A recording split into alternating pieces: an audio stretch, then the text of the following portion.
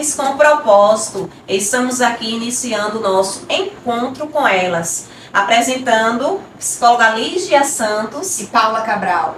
E estamos aqui com a nossa primeira temática, identidade. Quem é você em Deus? É um assunto tão interessante e é importante ressaltar que todos nós temos uma identidade enquanto a natureza humana, né?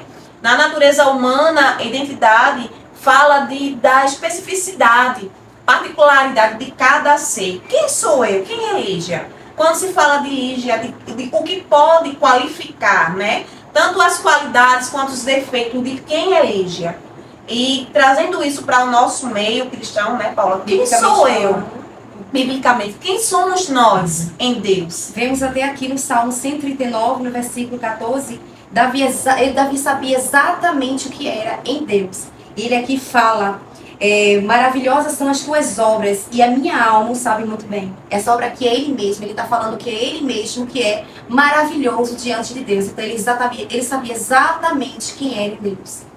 E aí, partindo desse princípio de identidade cristã, nós vemos também aqui em João 1:12, quando fala: mas a todos que o receberam, deu-lhes o poder de serem feitos filhos de Deus. Isso fala da transformação que o Senhor traz para a nossa vida, né? De ser chamado filhos. E os filhos, ele tem um caráter transformado e a personalidade dele é moldada em Cristo. E já é a identidade primária, né? Como nós conversamos até no outro vídeo, que existem duas identidades, a primária e a secundária. Primária é filho, servo de um redentor, de um salvador, filho amado.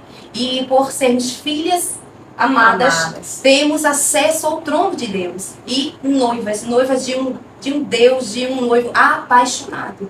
E a secundária é exatamente de acordo com as nossas habilidades, de acordo com as nossas escolhas, com o nosso emprego, né? Ministérios e tudo mais.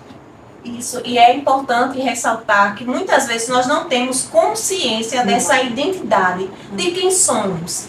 Vivemos enquanto bastardas, isso, né? Órfãs, né? Com mentalidade de órfãs. Exatamente, porque não temos ciência de qual é a minha identidade. E muitas vezes nos apegamos até com a nossa identidade secundária. A identidade, ela está também ligada ao processo de autoaceitação, de se aceitar.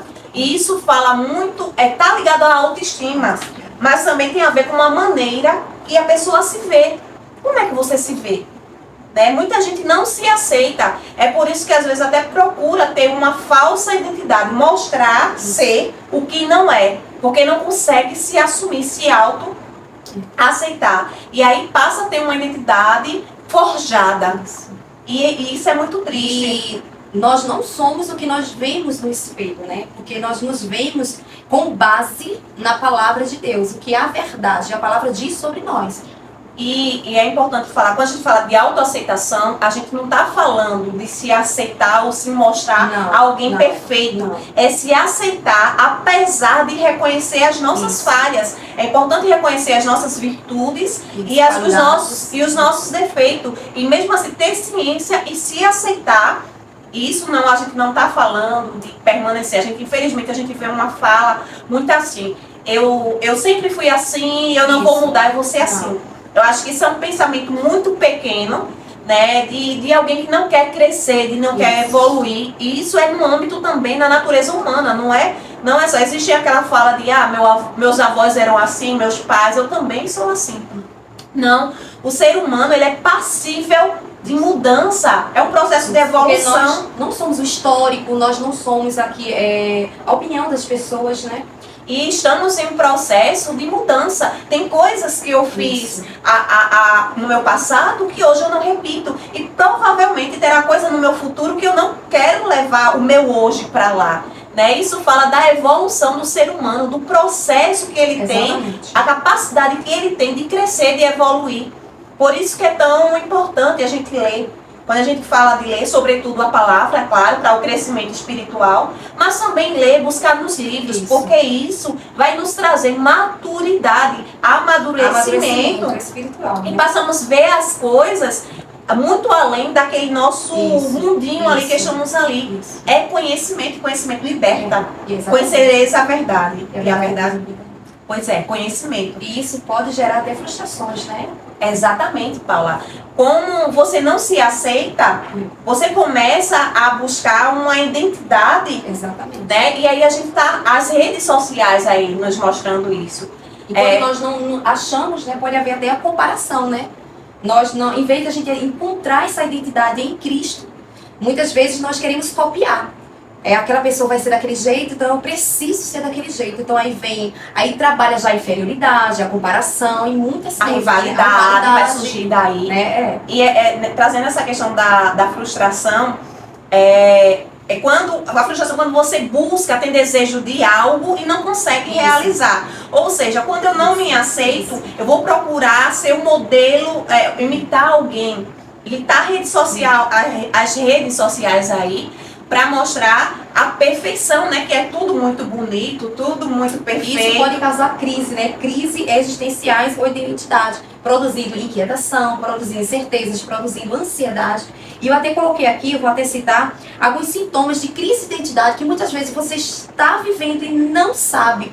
Vou citar apenas alguns, e Lígia pode aqui, né, como psicóloga, falar um pouco. Sensação de estar perdido, sem rumo, sem direção, sozinho, vazio, aquele vazio existencial, ansiedade, dificuldade para tomar decisões. Muitas vezes nós temos essa dificuldade e nós não sabemos. E isso é frustração de não saber quem é neste mundo. Não saber o seu propósito, não saber o seu chamado em Deus. E aqui vem dificuldade para solucionar problemas e muito mais. Né?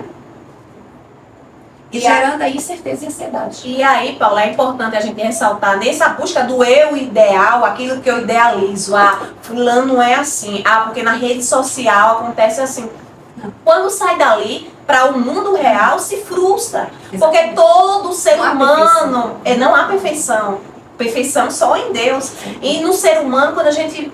É uma frase que se diz, né? De longe todo mundo é bonito. Paula é linda de longe, eu falo das qualidades, porque eu vejo de longe. Quando a gente traz para perto, a gente reconhece os defeitos das pessoas, os nossos, e é importante a gente saber lidar com isso. E vem a comparação e nós só podemos comparar aquilo que é perfeito. Eu não posso me comparar, eu imperfeita, me comparar com isso que é imperfeita. Comparação só é com aquilo que é perfeito. Então nós temos que comparar com quem? Com Cristo. Aquilo que é imitador, ser imitadores dele. E ainda nessa linhagem do eu ideal, daquilo que eu vejo que o outro é e parece ser tão perfeito, eu começo a buscar isso. Quando eu me deparo com a minha realidade, o meu eu real, meus defeitos, ocorre a frustração. Ou quando eu idealizo o outro, no outro, alguém, e eu passo a conhecer o outro mais de perto, que eu vou enxergando também os defeitos dessa pessoa, eu acabo me frustrando, mas eu achava isso.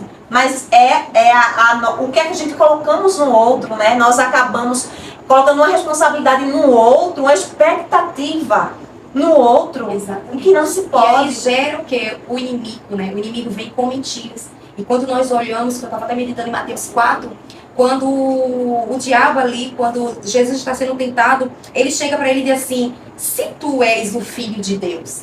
Então o inimigo, ele sempre vai querer colocar essas dúvidas. Então gera aí a frustração: mas tu não és filho de Deus, por que tu está passando por isso? Mas tu não é assim, por que isso está acontecendo? Então foi exatamente assim que ele chegou no deserto. Mas se tu és o Cristo, se tu és o filho de Deus, faz isso e isso. Então nós vemos aqui que Jesus, ele foi para o deserto, mas ele foi com a identidade restaurada, a identidade ali. Esse é meu filho amado, aquele que eu me comprazo, aquele que eu tenho total prazer. Então, nas nossas vidas não é diferente, né? E mesmo ele sendo o próprio Deus, mesmo ele sendo o Deus, o soberano, ele poderia sim fazer todos os milagres que ele quisesse ali, mas ele não teve necessidade de mostrar a Satanás, porque ele sabia quem ele era.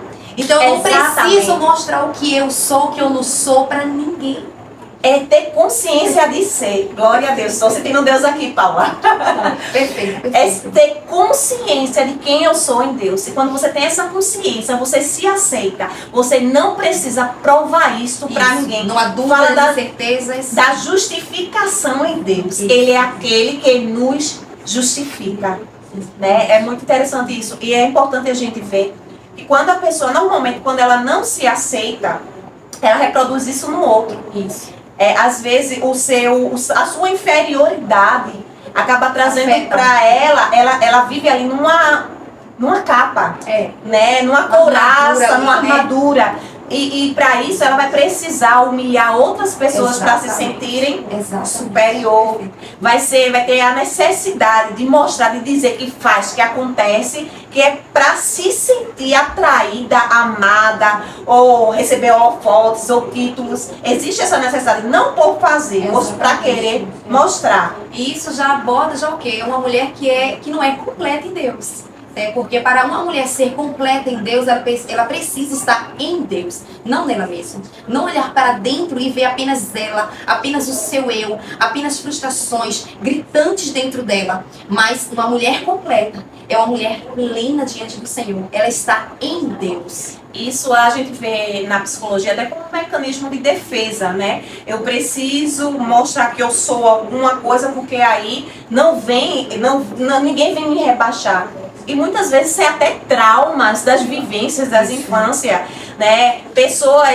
Crianças que têm muita crítica dentro de casa, dos seus pais, na sua base. A gente sabe que a criança ela é formada, a base dela é na infância, na primeira infância. Então, quando uma criança ela é colocada muita pressão, ou ela escuta demais, você não vai conseguir, você não vai ser nada, você não sabe fazer nada direito, será que você não entende? Não, você não vai conseguir. Então, né? Acaba crescendo em um adulto que precisa se proteger e mostrar que é alguma coisa para não mostrar sua fragilidade. E nós temos medo de se aceitar, de mostrar que erramos. Nós erramos, estamos sujeitos a isso. Né? E é importante que nós tenhamos essa consciência de quem somos em Deus. Lembrando que nós somos imperfeitos, que nós erramos também. Porque às vezes tudo isso é para mostrar uma perfeição que não existe. E quando tentamos mostrar essa perfeição que não existe, a gente perde a nossa identidade. Ser o que Deus realmente criou para a gente ser. E nessa busca pela essa arrogância de querer, soberba, de querer mostrar ser alguma coisa, de querer crescer a voz, ou de intimidar, de mostrar um título. Tem pessoas que precisam de um título, identidade secundária, né? Ou de um cargo para se sentir alguma coisa. E você já é, né? E você já é. Você vive pela audiência de um, não é de todos. Você não vive pela audiência de vários, ou pela audiência de opiniões de outras pessoas. Você vive pela audiência de um. Só precisa um te ver, só precisa um saber. Cristo Jesus. E é importante, falando da identidade cristã, a gente ressaltar qual é o objetivo de ter uma identidade em Deus. Para que você foi chamado? Né? Qual o teu objetivo enquanto servo, filhos de Deus? Acima de qualquer coisa, a nossa busca claro, o céu, nosso alvo é o céu. Glorificar o Criador, né? Mas que tudo aquilo que chegue para nós, independente do cargo que alcance ou que não alcance, o nosso objetivo é servir. Fomos chamados para servir. E não se precisa de uma nomenclatura para ser servo. Até porque a Bíblia diz que se alguém quiser ser o maior no reino de Deus, tem que se tornar o pequeno, tem que aprender a servir. Então é importante que, principalmente no âmbito cristão, onde vemos tantas disputas ou busca por cadeiras, né? O nosso chamado é servir. Servir. Espalhar a imagem de Deus, né? O próprio Gênesis 1:26 para mim, nós fomos criados à imagem e semelhança do Deus vivo. Então, saber quem eu sou em Deus é apontar para Ele. A minha vida não vai apontar para mim. A minha vida não vai apontar para o meu emprego, para quanto eu tenho no bolso, para os meus filhos, minha casa, carro na garagem. Vai apontar para Cristo. Então, é muito importante eu saber quem eu sou em Cristo Jesus. E falando em servir, espalhar essa imagem. Né? E falando em servir, nessa de identidade, saber quem é, independente do título, de carregar com um título ou não. Eu me lembro de Dorcas, em Atos 9, né, quando discípula de Jesus, ela vestia, ela apoiava outras mulheres, ela cuidava de outras mulheres. O que é que Dorcas fazia? Fazia roupa para outras mulheres, vestia. Ela sabia quem era exatamente. E o que ela iria fazer não ia diminuir quem ela era. ponto é esse que nós precisamos entender. Exatamente. O fato de eu ajudar a minha irmã a se levantar ou chegar a um lugar que talvez seja até um patamar maior do qual eu esteja. E o que é lindo é quando ela morre e chama Pedro ali e aquelas viúvas começam, aleluia, a apresentar as obras. Ela começa a apresentar as obras. E ele afasta e diz, não, eu não preciso. Porque Dorcas não era as obras. Nós não somos as nossas obras. Nós somos quem somos em Deus. E ele não precisava saber, olha, Dorcas fazia isso pra mim, Dorcas isso e aquilo. Ele não precisava, Deus não precisa disso. Deus não precisa que eu chegue e diga assim, Senhor, Lígia, assim, ele já sabe. Essa é uma necessidade humana. Exatamente. Então, o que nós somos diante de Deus é o que nós vamos refletir. O que nós somos no lugar secreto é o que nós vamos refletir diante de Deus, né? Exatamente. E aí, trazendo mais essa questão, né, que a gente chama de sororidade. Que essa empatia, esse, né, apoio. Exatamente. Mulheres que sabem a sua identidade, são mulheres empoderadas para agir segundo a vontade de Deus. Que se apoiam, né? Exatamente. O que estamos fazendo aqui? Exatamente. Né? Com o intuito de ajudar outras Exatamente. mulheres. Independente de qualquer coisa. Nosso objetivo é ajudar no crescimento. Tanto no nosso, primeiro vem para nós, Sim. né, Paula? A palavra primeiro, ela tem que fazer efeito em mim para depois. Sim, e enquanto saramos, somos curadas. Somos curadas. E nós vemos outros exemplos. Temos Noemi, Ruth, né? A sororidade na luta pela sobrevivência, né? E eu amo a história de Ruth. E o que eu acho lindo de Ruth é a lealdade dela. Né? A obediência, onde né? você for, eu vou estar ali, eu não vou te deixar. Porque muitas vezes nós somos amigas. Isso. Enquanto alguém tem outra a oferecer. Exatamente. Mas na hora da dificuldade, a amizade Será que ele permanece. vai estar ali pertinho, né? Segurando a mão. Quando a Bíblia fala que em todo tempo ama o amigo, mas o irmão, ele nasce na angústia. Ele nasce Havia a amabilidade. Era, isso. Né? Muita dor ali em Noemi, né? E a amargura, exatamente. E através ali de Ruth é muito lindo essa união, essa amizade ali, trazendo alegria ali, trazendo apoio. Ruth tinha reservas de obediência. Então é algo muito lindo ali na história de Ruth. E o objetivo é o sustento da família, né? Havia o filho de Noemi, os filhos de Noemi. Isso. Haviam morrido, o esposo de Noemi. Então ali está uma viúva, mas a nora poderia voltar para sua família, voltar para algum mais, como a outra fez, a outra nora de Noemi fez. Mas Ruth disse, não, o teu povo é o meu povo. E a gente vê que ela foi honrada por isso. A lealdade, né? E ainda vimos também... Uma mulher virtuosa, né? Uma identidade de mulher virtuosa. Mulher virtuosa. E isso é importante, essa sororidade. Mas também temos outros exemplos de rivalidade. Ana e Penina. Nossa. Né? Ana e Penina. Sara, eu acho muito triste assim de Sara, porque ela não tinha consciência da identidade dela em Deus. Não. Deus disse, Sara, deu uma promessa, você vai ser mãe de uma grande nação. Então ela, na pressa dela, no querer estar no controle dela, da situação, como que Deus precisa de ajuda para alguma coisa, o que é que ela faz? Pega a criada dela e coloca para coabitar com o esposo, com Abraão, e aí nasce Ismael. E eu acho interessante. Estava tudo resolvido. Mas o filho da promessa, Isaac, era para ser Isaac. Mas Ismael foi gerado pela pressa de achar que Deus precisa de ajuda. Vemos também Lia e Raquel. Eu amo a história de Lia. Lia e Raquel. E é importante, ora, mas se Isaac era o filho da promessa, e por que Deus permitiu que Ismael nascesse? E muitas vezes a gente tem essa questão. Existe o tempo de Deus, que é aquele... Existe a vontade de Deus absoluta, que é aquele que ele quer. Deus queria Isaac. Mas Ismael nasceu mediante a pressa de Sara. E aí é a vontade humana. E Deus permite porque Deus quer ensinar. E existe o livre-arbítrio. A gente pode escolher aquilo que a gente quer, mas a gente vai ter que lidar com as consequências. Ismael foi gerado na ansiedade, mas Isaac chegou num tempo de Deus. E aí vemos Lia e Raquel, né, a questão de e quando a gente traz um pouquinho essa questão de Sara, a gente vê que Sara não tinha noção da sua identidade. Uma mãe de uma nação, querendo migalhas. Rindo, né? Ela estava ali rindo quando veio a promessa. Ou seja, muitas vezes a gente está falando para pessoas, eu não sou isso.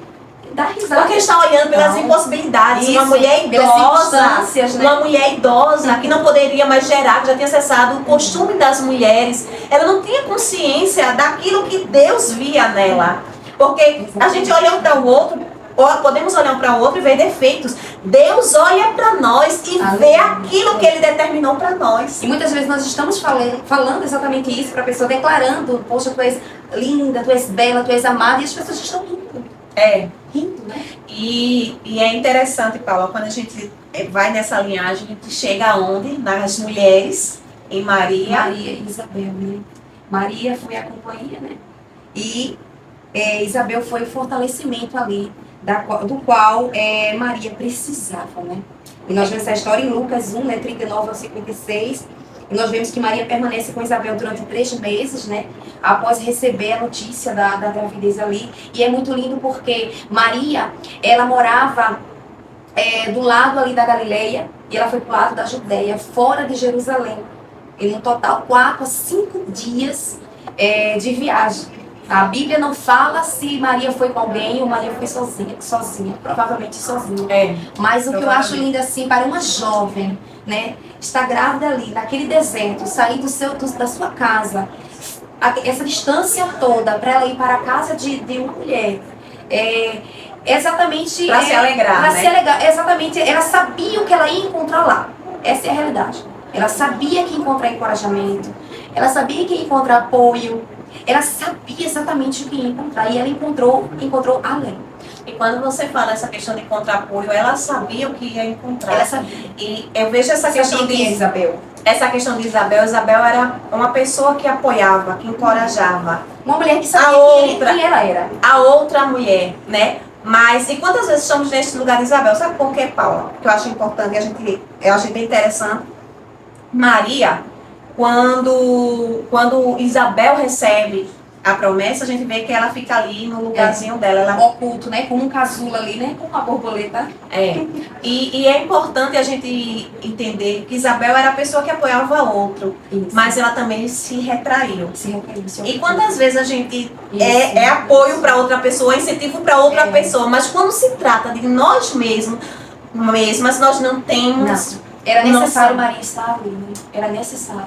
Foi uma troca. E quando o anjo aparece, aparece para Maria uma jovem, né, virgem, e que de repente fala que ela vai ser mãe do Salvador, que ela se dispõe a isso, né? Cumpra-se em mim. Era uma menina que tinha uma identidade firmada, porque se fosse outra e está em frustração, o que é isso, não. Até diz, né, que ela se perturbou, mas quando ele explicou, ela aceitou. E quando o anjo fala ali que Isabel já estava no 6º mês, né? Mas Isabel, quando recebeu a notícia que seria mãe, no caso mãe de João Batista, o que foi que Isabel, uma idosa, que ela tinha idade avançada, ela se retraiu na sua casa.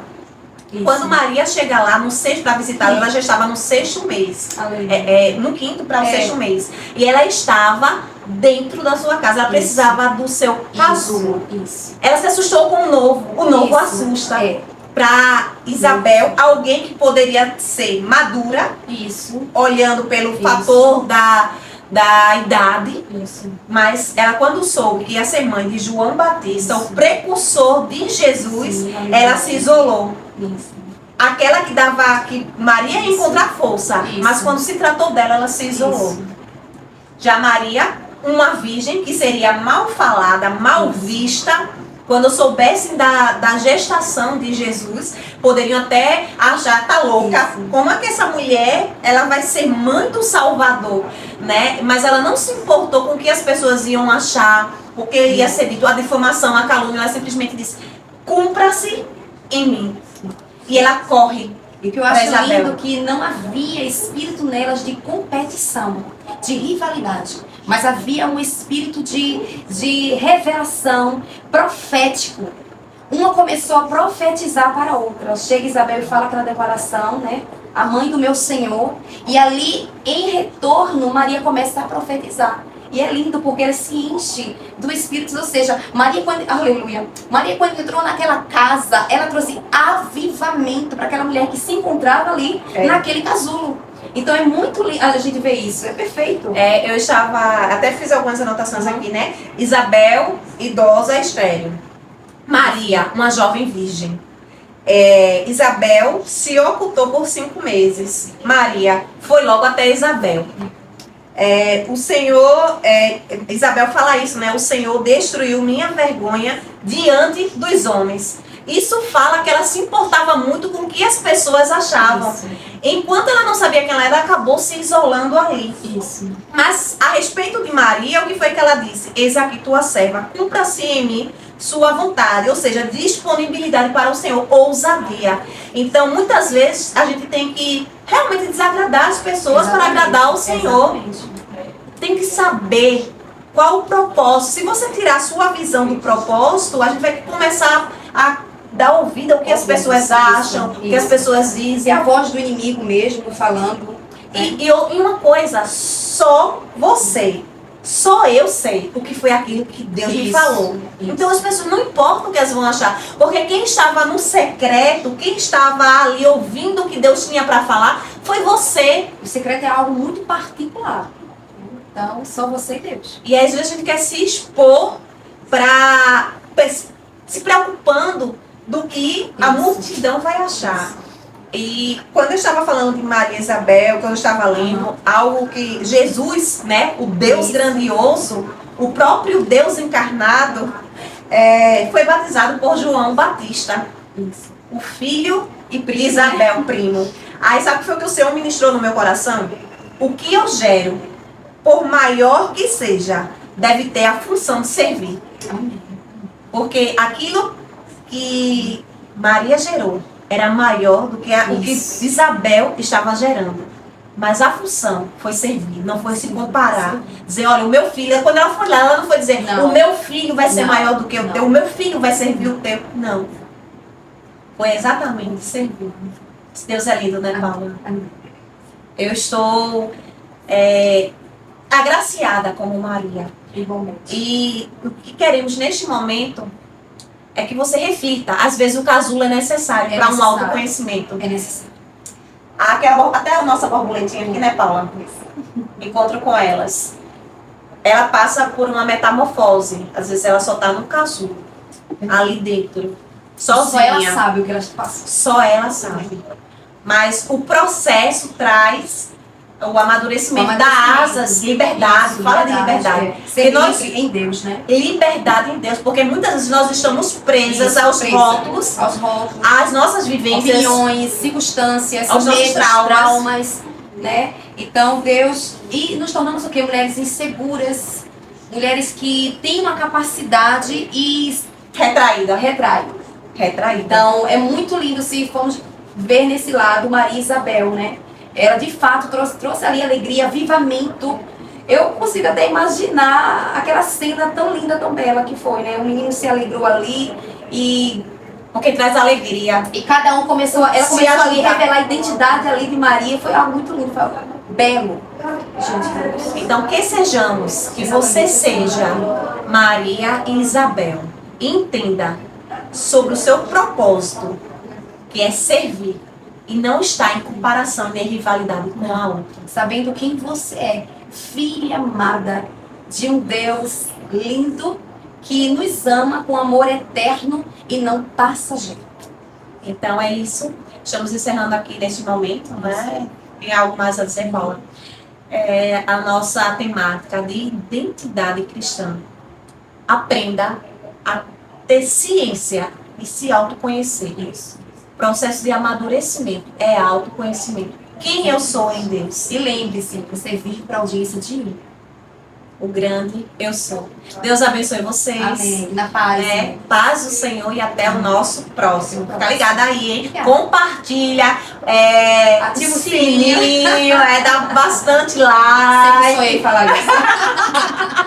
Sai enviando aí. Ajuda aí outras mulheres a serem também alcançadas por essa palavra. Glória a Deus. Glória a Deus.